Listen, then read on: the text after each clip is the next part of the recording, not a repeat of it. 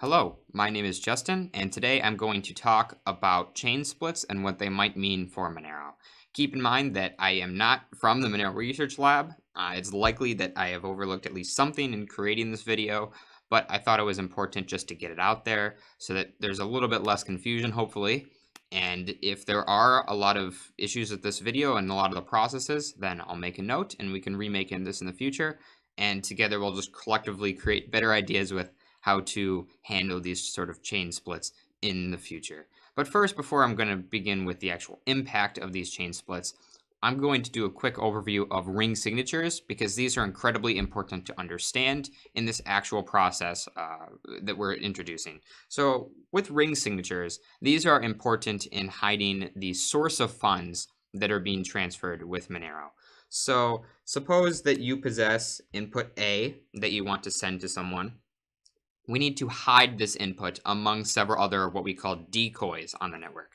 These are inputs that other people control, and they're just here for you to select. So in this case, I'm just going to be non-creative, do the default, select 4 others, B, C, D, and E. And when you make this transaction, see how with the ring signature, you don't know which of these is actually spent. They all appear to be possible senders in the transaction, and that is very important. If you were creating a ring signature without any of these other inputs, then it would be clear, okay, A is actually the one being spent.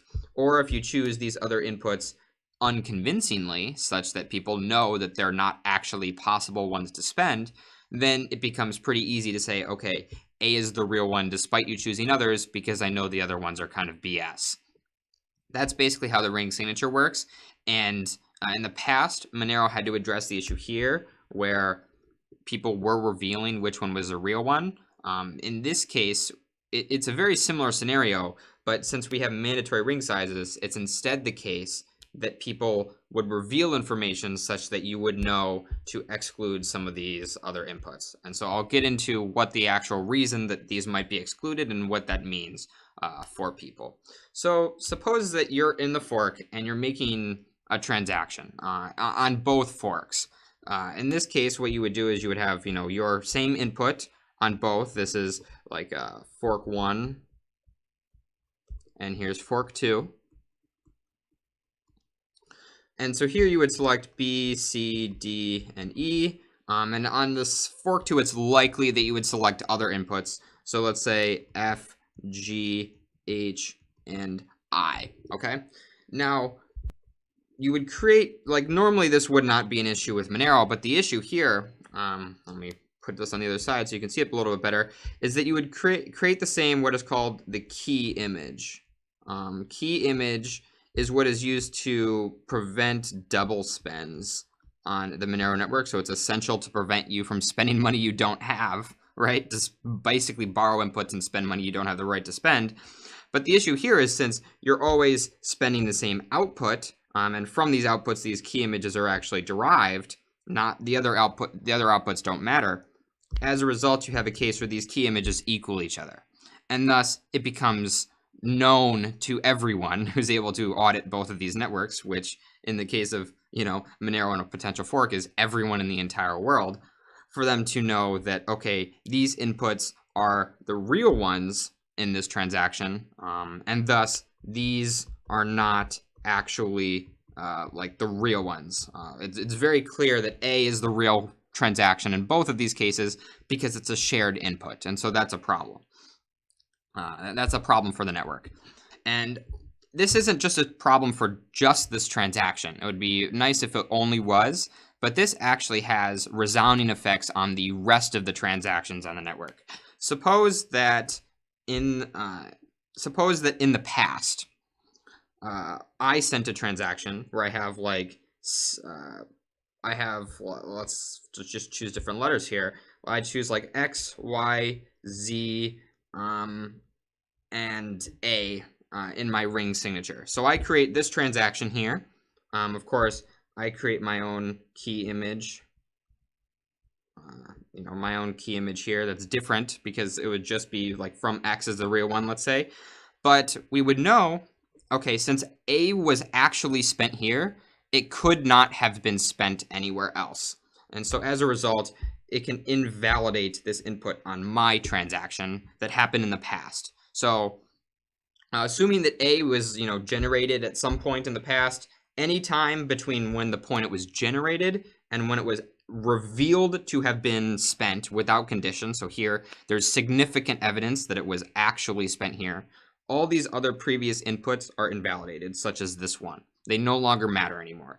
It's as if, in this case, the effective ring size, despite there being 4 transactions, the actual, effective ring size is actually, 1 ring size is really 1 and 3 instead of 1 and 4, because you know that this A input cannot have possibly have really been spent here. So you know it's a fake decoy. This could also happen in the future. It's possible. There's nothing in the current wallet software that's able to check both forks, and so as a result, it could be in the future that you make your XYZ A transaction here, and then someone could say, okay, this A1 is clearly fake because it was spent. It was unconditionally spent in the past. We know for certain it was spent in the past. Thus, we can therefore then we can therefore make it invalid again. We can invalidate this input. And so you can see how if a lot of people take advantage or a lot of people use both forks, for the first set of transactions where the key images that are generated are the same, where they're able to reveal this information, it's potentially damaging to the Monero network if a lot of people do this, because you sort of have a chain reaction that occurs where if one person reveals their input, then that would cancel out some of the others, and a few others are canceled out, then okay, well now this one is invalidated for all future, and so it creates a sort of chain reaction that happens. And the rings, luckily, there are several other inputs selected. It's not like there's only one other. We still have several others. With Monero, the minimum is 5 total inputs. And so there's some protection against this sort of chain reaction, but it still will occur if a large number of people take advantage of these features. So what are some things you really can do to best protect yourself for the fork? And it's hard to have the real answers here because it's hard, and I don't claim that these are perfect solutions to anything, but these are some things that I've considered and other people in the Monero network have considered. So the best number one thing for you to do is do not use the fork. This is the number one thing you can do to protect yourself. You have the lowest possible risk. In this case, you know that you will not go through this process here to invalidate your own input over here, right? Instead, you know that you're not going to invalidate your own input, and that's the best for you. Now, if you do have to use a fork for some reason, or you would like to, the best thing is it will not be as good as if you do not use the fork from the privacy perspective, just period. But if you have to, what you can do is select the same set of decoys. And this is not, just to be very clear, this is not a foolproof method. So let's go through, suppose instead of you selecting different decoys here, let's walk through if you selected the same decoys. So you have A, B, C, D, and E on this side, and on this side you have A, B, C, D, and E again. And of course, you would generate the same key image for both here. You would have the same key image 1. Okay? And these would equal each other, but in this case, you would know, okay, we don't get to narrow it down to one of these inputs because all 5 of these appear in both cases, so we're not able to narrow it down in this transaction. Now, however, keep in mind that this is still a risk for you for this to be revealed. Reason being, other people using inputs in certain ways could invalidate these inputs. Suppose that on this chain that that someone spends B at some point in the future and spends D and E at some point in the future, and it means that invalidates these. So B is false, D is false, E is false. So now you're in a situation where, okay, well, now you're down to A or C. Suppose that on this chain, and suppose that then someone like was to invalidate C, right, at some point in the future, then boom, now since you have no other ring members that are plausible, you therefore reveal this information to the rest of the network, and then you contribute to the chain reaction even if you don't want to. People know that A was actually spent here, even though you went through effort to try and reveal that. So know that even if you select the same decoys in both cases, that it does not protect you. At least it protects you better than if you just straight up, like, voluntarily, like, reveal the information here, but it still could be broken by other people invalidating your inputs in their own behavior on the network. And so it's really not ideal. So what's the best thing you can do? Well, let's assume that you do not want to go through this process of actually wanting to use the other fork, because you have this risk no matter what, basically, is that there's a high chance that your inputs will be invalidated. So what's really the best thing you can do? The best thing you can do is just wait, in one word. Because you want to wait for new, less likely to be invalidated inputs that can be used in the transaction. So with these sort of transactions here, these would generate as outputs, you would have like F and G as your outputs, suppose, and here you would have outputs of like H and I. So note that for the second round, if you were spending funds like from F and G, you would have like key image like 2 and key image 3. So they would be different key images that time. The only issue with Monero is that, or at least the issue with Monero that we're concerned about, is that the first round of these key image transactions that go out, subsequent rounds, from my understanding, should have less of an impact. Granted, if you're always sending the same amount of funds on both chains at the same time, maybe there's some additional attack vectors there that we're not considering. This is a very complex topic, so I'm sure that there will be complex attack vectors.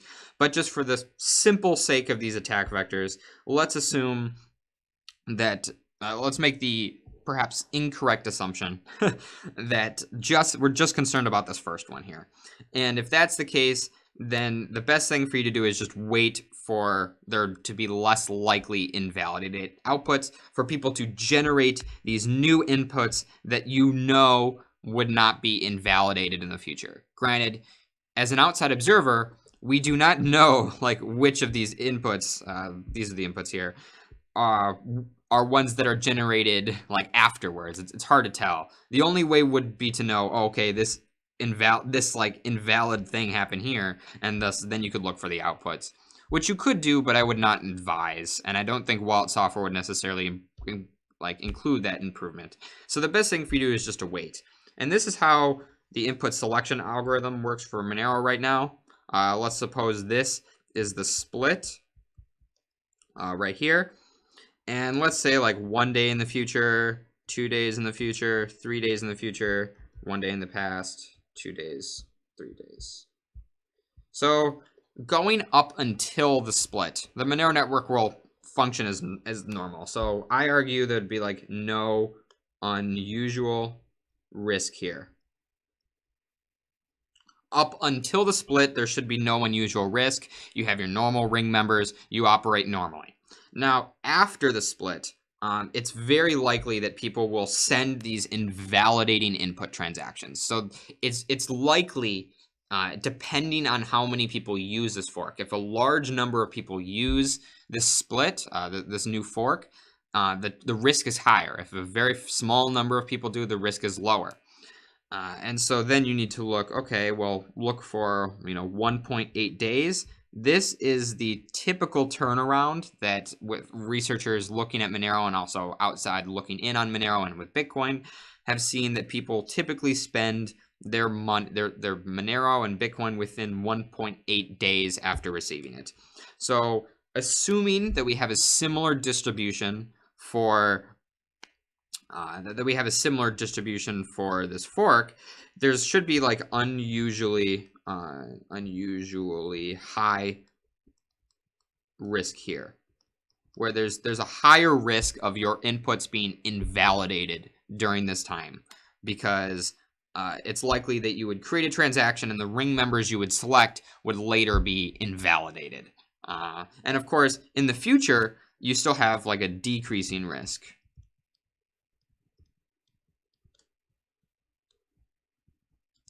Yes, in the future, people can create transactions to invalidate them in the future, but it's less likely because people are more likely to have spent them in this early period. Now, we need to actually look at the transaction volume of the network to see if this is actually what is really happening, and try to guess a little bit there. Make sure that a lot of inputs that among transactions, a large number are being invalidated, or else someone might just make it seem like they're trying to make a large number of transactions but aren't invalidating any and might be waiting a long time to invalidate them. But this is really the most likely case, is that people will spend money this way. Of course, there are a lot of other considerations. If you were purposely trying to attack the network, you would get a large number of inputs here and then, invalidate them clearly at some point in the future. So you would ruin a large number of the transactions that kind of happen in this area here. But we would have to kind of see, and that's a really tough question to really answer, like how effective that would be. But I argue if you're holding funds, the best thing for you to really do is wait. One thing you can do to actually help the network a little bit, you can send money to yourself. Keep in mind, do not do this on a single exchange. Do not do this across several exchanges. Do not even do this across wallets where they possess the key. It's not the key image, sorry. They possess the view key, such as Monero, because they still have some information. Only do this if you control the private keys. It's like a wallet that you fully control, like the official desktop wallets. If you send money to yourself, so like wallet A to B to C, this is typically like a process that may have been referred to in the past. It's called churning. Let's assume in this case that you do not get the normal benefits of churning, but instead you just help the network here, just from like the network perspective. So here, each of these would have its own set of 4 decoys that are selected. And let's assume at some point on this side and some point on this side, you have ring signatures that work, that provide some level of untraceability, right? So even in this case, just because you have stealth addresses, it still helps you. As long as you possess control over the funds in this case, you're able to go through these inputs. So suppose that like all of these inputs are invalidated here. You are still safe, assuming that you still have the ring signatures on both sides that keep you protected. Again, assuming that you're always holding on to the funds the entire time. So if you really wanted to help the network, you could kind of take the burden of invalidating these inputs, and then you would generate like new outputs in the process that people could select. So like in that case, since you're generating new outputs, you are still contributing to the health of the network because you have new outputs that are not going to be invalidated. You are creating a new set of outputs that will not be invalidated. And so as a result, that will help the network. And so I don't know like what magnitude or if this is necessarily something you should do or what scope it would take, but just know that if you're sending money between yourself and like amongst yourself in this sort of case, you are, from my understanding at least, helping the network because you're able to generate new inputs at no real risk if the inputs are invalidated. Now, granted, if you are sending money from like you to like an exchange, like the interwebs, I don't know how to really draw that, but like, let's say you're sending money to like an exchange. In that case, you definitely would want the ring signatures to work properly in that sort of case. And so you should definitely consider it relatively high risk to send during this like scenario here shortly after the fork, because it's likely that some of your inputs will be invalidated. So again, you have like A, B, C, D, E. The only way for people to know for sure is if all of these are invalidated, but even if like one or two of them are, it still narrows down your ring set, and so it's not something that is like advised. Okay, I'm gonna keep it short here just for the sake of, getting it over with, but I hope that this was helpful in explaining a little bit what it really means for Monero, what the impacts are, and some basic steps you can do to protect yourself. Again, the best thing you can do is just, do not use the fork, because that's the best way to protect the network. The second thing is, if you are using the fork, select the same set of decoys, knowing that there is still an inherent risk that could be very large. However, it is still lower than if you it's still lower compared to if you just directly revealed the information by using two different ring sets. Granted, there is no wallet software that provides this functionality, so this may or may not be simple or impossible, but just know that the selection of inputs is not the only thing mandated by the network right now. Is the actual the only thing mandated by the network right now is the number of inputs you select. It doesn't matter which ones are selected, so it's theoretically possible with current consensus rules, but it's not necessarily like advised. And then the best thing, if you're just using the Monero network, is just to wait before actually sending any sensitive transactions to someone else or receiving sensitive transactions for someone else, but especially sending, from your perspective at least. And if you want, in the meantime, you can basically go through this process of sending money between wallets you control to further strengthen the network. Okay, that's been all for this time. Thanks for watching. I hope it was helpful. Make sure to let me know if I made a mistake, and then we can kind of discuss the best processes in the future. Okay, thanks everyone.